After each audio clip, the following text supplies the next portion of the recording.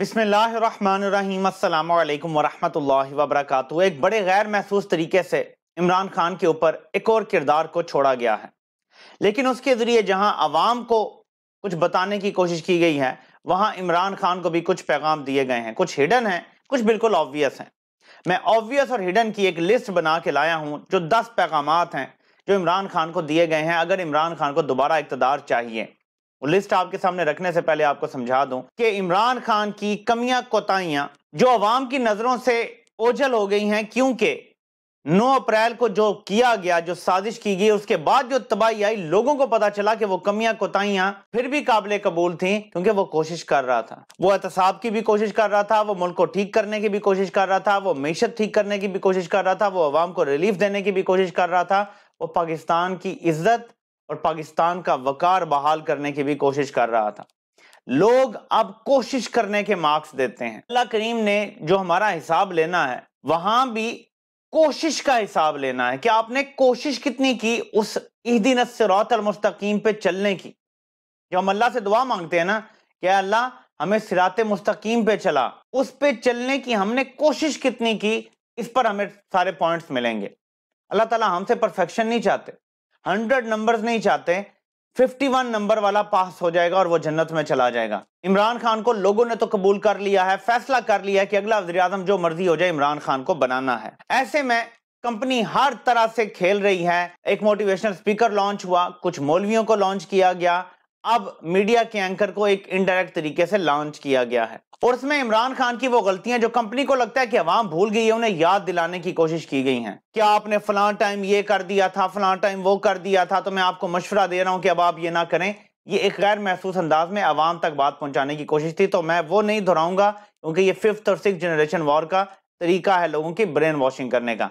मैं सिर्फ आपको वो 10 कामों की लिस्ट बताता हूं जो मैंने डायरेक्ट मैसेजिंग से और कुछ जो छुपे हुए मैसेज हैं उनसे मैंने जो अखज किए हैं। ये 10 कंपनी चाहती है कि इमरान खान अपनी अहलिया को छोड़ दें। ये मैं बहुत बड़ा दावा कर रहा हूं, कंपनी चाहती है इमरान खान अपनी अहलिया को छोड़ दें। मैं इन सारे पॉइंट्स पे बारी बारी आपको वजह भी उनकी बताऊंगा। नंबर 2, कंपनी ये चाहती है कि अगर इमरान खान अगर इक़्तिदार में आ जाता है, इन सारे हरबों के बाद भी, नाअहली की भी कोशिश शायद होगी और भी कुछ होगा, लेकिन अगर फिर भी इक़्तिदार में आ जाता है किसी तरह, तो अमेरिका को अब एब्सोल्युटली नॉट नहीं बोलना, बल्कि एब्सोल्युटली यस बोलना है। अमेरिका हमारी शहरग काट देगा, हमें वेंटिलेटर से उतार के मार देगा, तो अमेरिका की गुलामी हमने कबूल करनी है। तीसरा पैगाम यह है कि जिस तरह कंपनी का कंट्रोल है मुल्क के ऊपर, इसमें किसी किस्म का रखना इमरान खान नहीं डालेंगे। कंपनी एहतसाब कंट्रोल करती है, अदालतें कंट्रोल करती है, इदारे, पुलिस, सब कुछ, ये सब कुछ कंपनी के कंट्रोल में रहेगा। इमरान खान इसमें बिल्कुल दखल अंदाजी नहीं करेंगे। ये मैसेज कैसे दिया गया मैं वो आपको बताना नहीं चाहता। वो वीडियोस हैं, 4 वीडियोस का एक अपलोड किया गया सिलसिला। मैं जो आपको बात कह रहा हूं वो सब देख के नतीजा अखज करके आपको बता रहा हूं। करप्शन का बयानिया छोड़ दो, नंबर 4 पे ये है, बिल्कुल भूल जाओ करप्शन के बयानिए को। नंबर 5, तमाम करप्ट अपोजिशन लीडरों से मिल बैठो। अगर तुम इक़्तिदार में आते हो तो सबको साथ मिला लो, कोई चार्टर ऑफ इकोनॉमी जो भी करना है कर लो, सारे बैठ जाओ। तुम उनकी करप्शन ना छेड़ो, वो तुम्हें तंग नहीं करेंगे कुछ अरसा जब तुम माशी फैसले करोगे, यानी कि इस किस्म का मुख मका कर लो। जहांगीर तरीन को माफ कर दो, अलीम खान को माफ कर दो। वजीर आला पंजाब, कोशिश ये है कंपनी की कि इस बार उनके मशवरे का लगे। पाकिस्तान में जो तुम FBR को ठीक करने की कोशिश कर रहे थे, कभी एक बंदा लगा रहे थे कभी दूसरा, ये ना करो। ताकतवर लोगों से टैक्स लेना भूल जाओ, जो कचूमर निकालना है वो अवाम का निकालो। ये 10 बुनियादी शराइत हैं जो इमरान खान के सामने इनडायरेक्ट तरीके से, पिनहा तरीके से रख दी गई हैं, जिन्हें मैंने एक्सप्लेन कर दिया है आपको।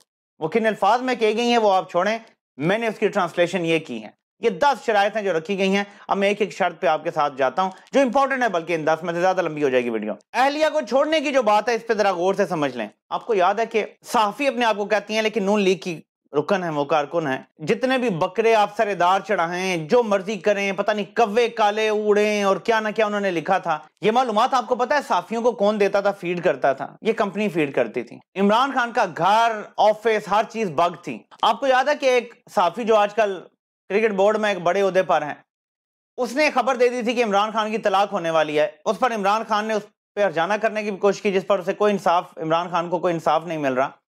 ये खबर भी कंपनी ने फीड की थी। अब आप कहेंगे कि ये कैसे हो गया? इमरान खान का घर बग था, عمران خان کی اگر کوئی لڑائی ہوئی نا، اور ہر گھر میں ہوتی ہے، میاں بیوی کے درمیان لڑائی بھی ہوتی ہے، آرگیومنٹ ہو جاتا ہے، سیریس بھی بات ہو جاتی ہے، کبھی وہ غصے میں یہ بھی کہہ دیتے ہیں کہ میں نہیں رہ سکتا تمہارے ساتھ، لیکن اگلے دن وہ ٹھیک ہو جاتے ہیں۔ عمران خان کی کوئی بڑی لڑائی ہوئی اگر ہوئی، کیونکہ سن رہے تھے بیٹھ کے کمپنی سرکار، انہوں نے فوراً اپنے صحافیوں کو خبر دی، اے گیا جی کام، یہ کام چڑھ گیا ہے، یہ بس گیا، ان کا گھاٹ ٹوٹنے والا ہے۔ اس نے فوراً خبر اپنانا، اور چڑیا نے مجھے کہا اس کی طلاق، اگلے دن ہو سکتا ہے وہ ٹھیک ہو گیا ہوں لڑائی کے بعد، ٹھیک ہے۔ یہ میں آپ کو ایک ایگزامپل دے رہا ہوں، صرف ہم یہاں بیٹھ کے تجزیہ کر رہے ہیں۔ یہ جو بکرے سرے دار چڑھنے والا ہے، پاکستان میں بہت سارے لوگ اس پہ بلیو کرتے ہیں، میں کسی کے بلیو کو نہ صحیح کہہ رہا ہوں نہ غلط، کہ آپ پہ اگر کوئی مشکلیں آئیں تو آپ کسی کی بکرے کی سری جو ہے وہ صدقہ کر دیں، فلان چیز آپ صدقہ کر دیں، اور اس کا کیا ہے کہ آپ رکھ دیں کھلی جگہ پہ، چھت پہ یا گراؤنڈ میں، لوگ کرتے ہیں اور وہ اینیملز آگے کھاتے ہیں، اور وہ اینیملز آپ کو دعائیں دیتے ہیں اس سے جو ہے۔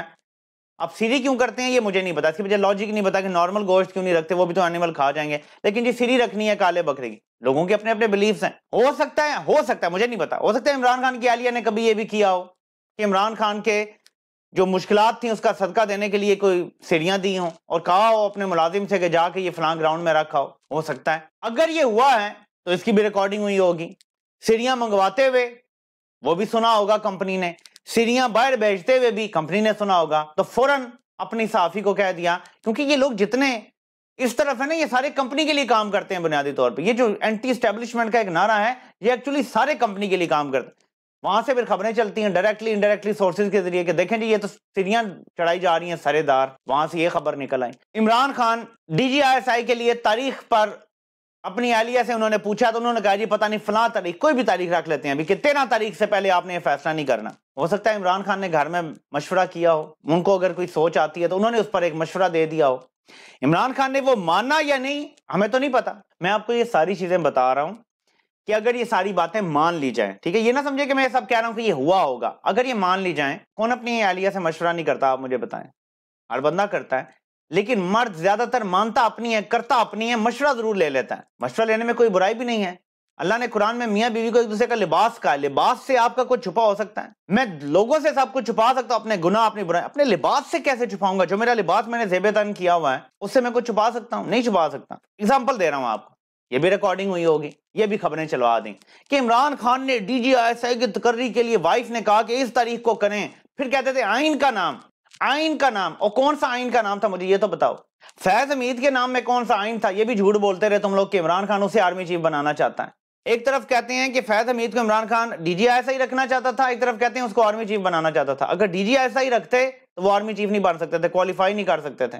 کہ جو سنتے ہیں نا باتیں، کئی دفعہ آؤٹ آف کانٹیکسٹ باتیں سن لیتے ہیں۔ فار ایگزامپل، میں باہر گاڑی میں اپنی اہلیہ کے ساتھ کہیں گھوم پھر کے اور ہماری ایک کنورسیشن چل رہی ہے جس میں ہم نے کہا کہ یار فلاں بندہ جو ہے نا اس میں یہی عادتیں بڑی اچھی ہیں، وہ لوگوں کا بڑا خیال رکھتا ہے، بڑا ایماندار بندہ ہے، سچ بولتا ہے، غریبوں کی مدد کرتا ہے، بڑے صدقہ خیرات کرنے والا ہے، کبھی اس نے زکوٰۃ میں ڈنڈی نہیں ماری۔ اندر آئے ہم جیسے ہم کہیں یار لیکن مسٹر فلاں اور فلاں میں یہ ایک برائی ہے کہ وہ کسی کی پیٹھ پیچھے کوئی بات کر دیتے ہیں۔ ریکارڈنگ والا تو یہ سنے گا نا کہ وہ مسٹر فلان فلاں کے بارے میں کہہ رہے ہیں کہ وہ تو کسی کی پیٹھ کے پیچھے بات کرتا ہے، وہ ریکارڈنگ والے اسے سنا دیں گے، وہ جب سنے گا تو وہ اسے غصہ آ جائے گا کہ یہ میرے بارے میں کیا کہہ رہا ہے کہ میں غیبت کرتا ہوں۔ obvious ہے نا، ریکارڈنگ کئی بار آؤٹ آف کانٹیکسٹ بھی ہو جاتی ہیں، کئی ریکارڈنگ کے بلائنڈ سپاٹس ہوتے ہیں۔ فار ایگزامپل آپ نے اگر سیٹنگ روم میں رکھی ہے ریکارڈنگ ڈیوائس، ہو سکتا ہے کچن میں اتنی آواز نہ آتی ہو، ریکارڈنگ نہ ہو سکتی ہو، تو کچن میں کی ہوئی بات اور جب آپ سیٹنگ روم میں آتے ہیں تو اور ہوگی۔ سیٹنگ روم میں کی ہوئی اگر بات ہے اور ریکارڈنگ ڈیوائس کچن میں پڑی ہے تو کچھ اور ہوگا۔ میں ایگزامپل آپ کو سارے سیناریوز بتا رہا ہوں، تو یہ لمبی بات ہوگی کہ اس لیے کمپنی کو کوئی مسئلہ ہے، انہوں نے آؤٹ آف کانٹیکسٹ کچھ باتیں کچھ ریکارڈنگ سنی ہیں اور وہ یہ چاہتے ہیں کہ عمران خان اپنی اہلیہ کو چھوڑ دیں۔ یہ میرا تجزیہ ہے اس کے اوپر۔